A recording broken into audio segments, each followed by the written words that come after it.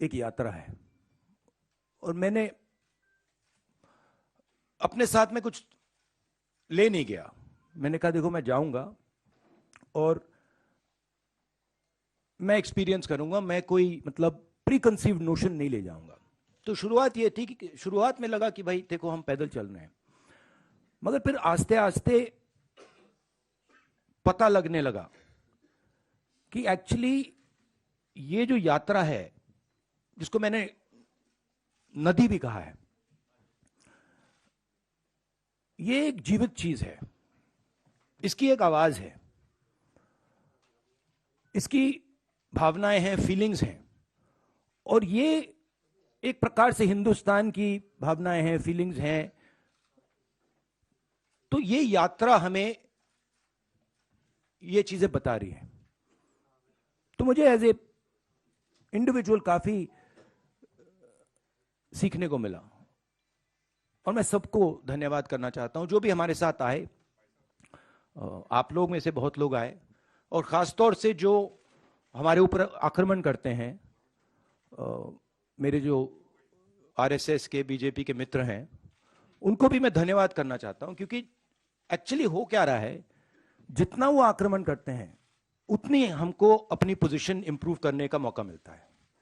तो मैं चाहता हूं, और मैं सीरियसली बोल रहा हूं, मैं चाहता हूं कि वो थोड़ा और जोरों से करें और अग्रेसिवली करें, तो कांग्रेस पार्टी को और हमें मतलब अपनी जो आइडियोलॉजी है वो अच्छी तरह समझ आए। एक प्रकार से मैं उनको अपना गुरु मानता हूं कि वो मुझे रास्ता दिखा रहे हैं कि क्या नहीं करना चाहिए, रिएक्ट कैसे करना चाहिए, और अच्छी ट्रेनिंग दे रहे हैं मुझे, तो उनका भी मैं धन्यवाद करना चाहता हूं। Thank you.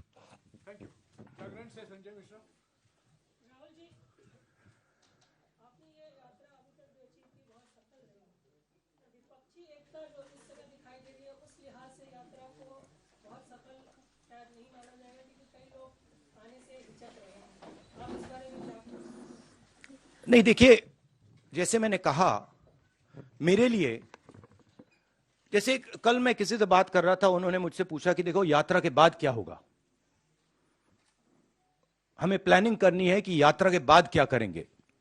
काफी लोगों ने कहा है ईस्ट वेस्ट यात्रा, कोई और कुछ और कह रहे हैं, और मैंने उनको जवाब दिया, देखिए ये जो हमारी यात्रा है ये हमें कुछ बताने की कोशिश कर रही है, ये हमें कुछ बोल रही है, और अगर हम उसको सुने बिना कुछ और काम करना शुरू कर दें कि भैया देखो यात्रा के बाद क्या होगा, तो एक प्रकार से ये जो हिंदुस्तान की आवाज है उसका अपमान है।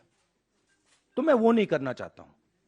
रही बात विपक्ष की, मैं जानता हूं कि विपक्ष के नेता सारे के सारे हमारे साथ खड़े हैं, और वो मतलब वो क्लियरली हमें मालूम है। बट आज के हिंदुस्तान में कंपल्शंस भी होते हैं, पॉलिटिकल कंपल्शंस होते हैं, दूसरे कंपल्शंस होते हैं।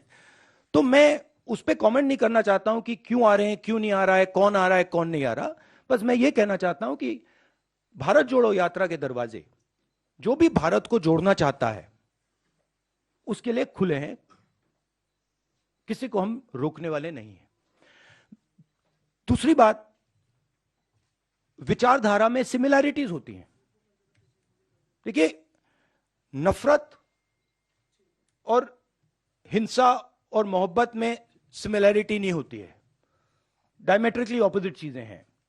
मगर बहुत सारे लोग हैं, और उसमें से अखिलेश जी हैं, मायावती जी हैं, बहुत सारे लोग हैं जो मोहब्बत का हिंदुस्तान चाहते हैं, मैं जानता हूं, नफरत का हिंदुस्तान नहीं चाहते हैं।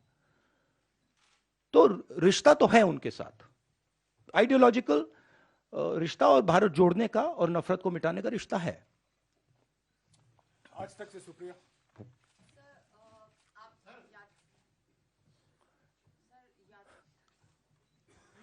क्या हुआ? आज तक से सुप्रिया।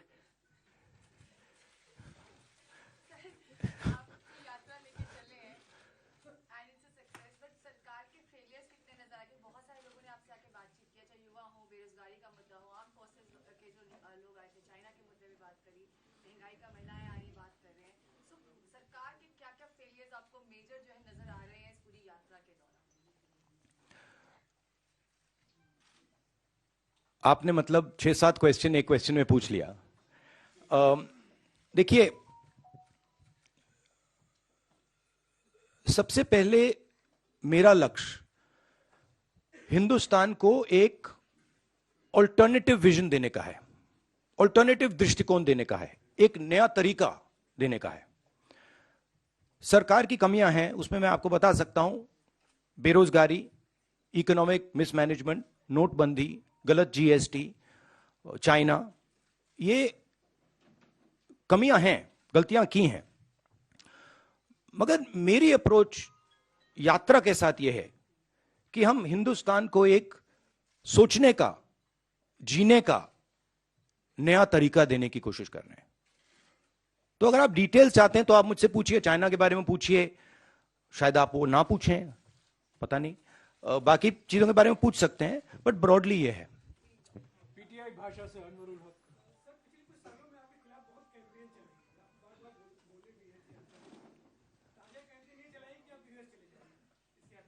हाँ, पता नहीं ये मतलब ये कहाँ है, ये मतलब दिल्ली में तो है ना हम, ये कहीं और बैठे हैं?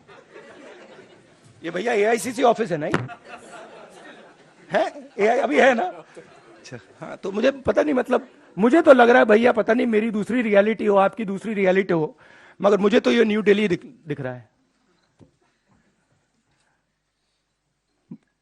और कुछ एक, हाँ, नहीं, वो तो बहुत कैंपेन चलाते हैं, उनके पास पैसे की कोई कमी नहीं है, कैंपेन ही कैंपेन चलाते रहते हैं।